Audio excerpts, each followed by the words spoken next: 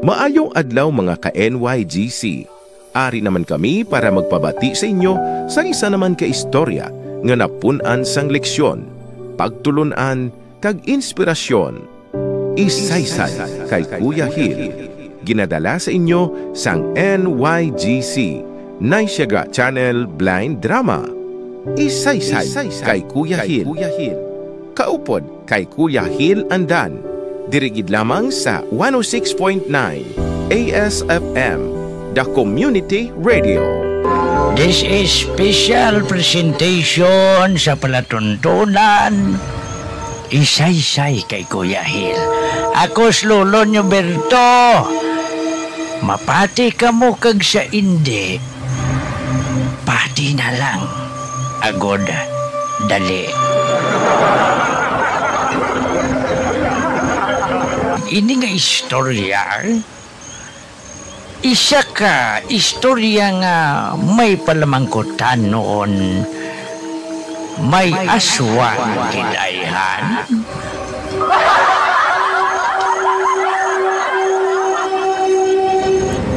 Sa isa ka lugar,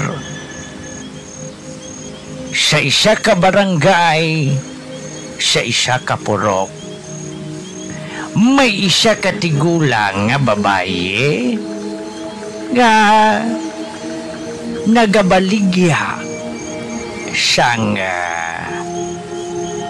donut. Kada aga udto kag hapon mabatian sa sina nga barangay nga nagasinggitan. Donut ka muda.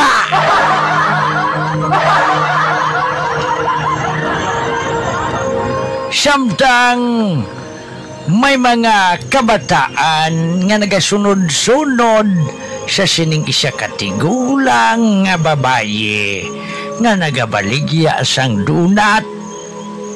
Kag samtang may isa gid ka bata nga mabakal sa iya.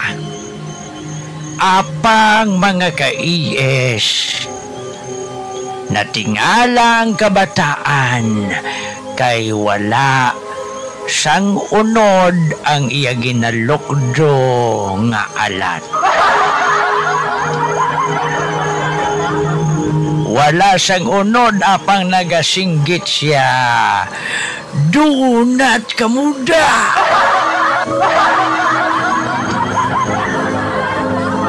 Mga ka-IS, ang kabataan nga ato nga natingala gid sa iya, nahadlok na magsunod-sunod sa tigulang. Kay man ginkuno-kuno ang tigulang ato nga ginatawag kuno nila nga aswang. Isa sadto ka adlaw may mag-ululutod nga nagapanglakaton para sa pagpangahoy. Nasugata nila ang tigulang nga babaye nga nagalukdo sang alat nga wala sang unod.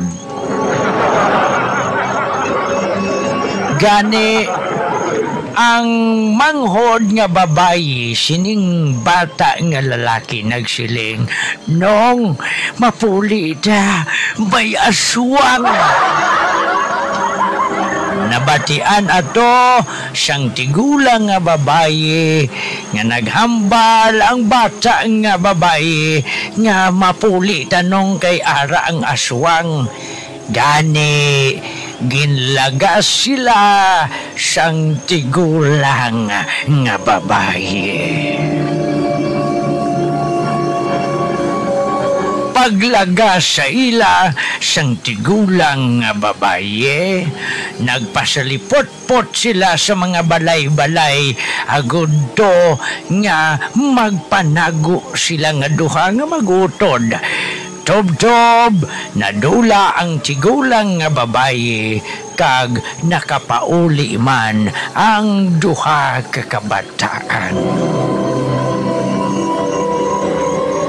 Siyang nagakatulog na ang duha ka kabataan, hinali lang nagbangon ang bata nga babayi.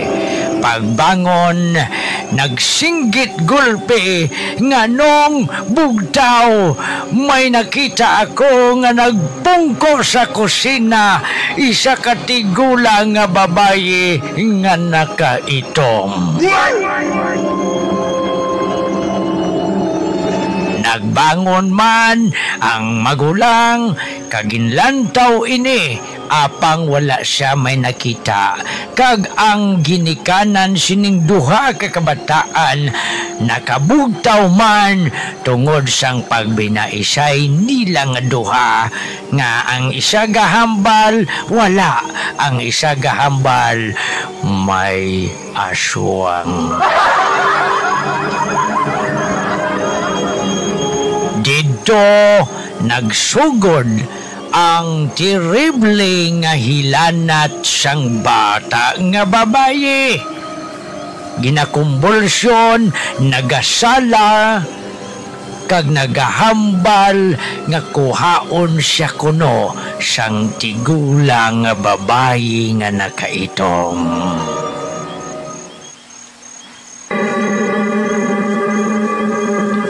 Gindala sa hospital ang bata nga babayi, apang wala siyang nakita ang doktor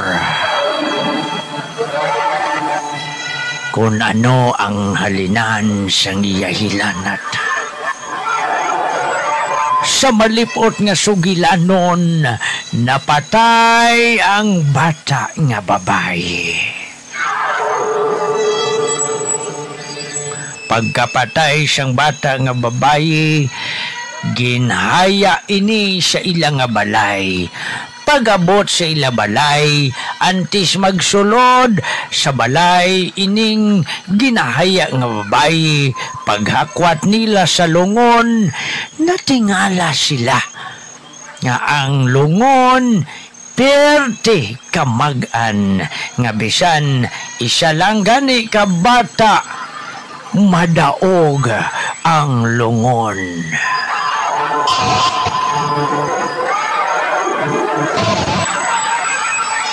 Natingala ang tanan, apang ginbaliwala atos ang kadaman.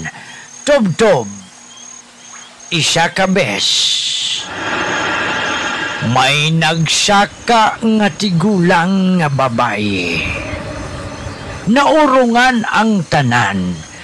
Naglantaw lang sila sa tigulang nga babayi nga nagapadulong sa lungon sang bata nga babayi.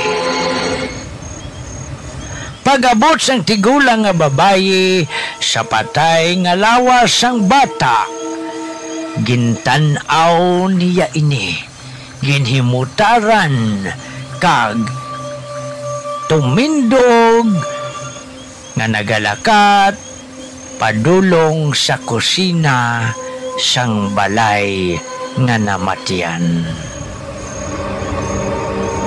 Sang nadula na sa ilapanan-awan ang tigulang nga babayi, dito kag nakamarasmas sila.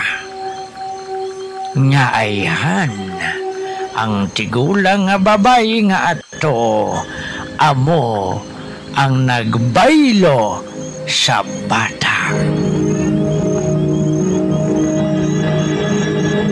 Dito kag ila na pamatud-an nga basi inapatay kuno ang bata paagi sa aswa. Sa subong nga panahon, nagainsis pa balang istorya nga aswang.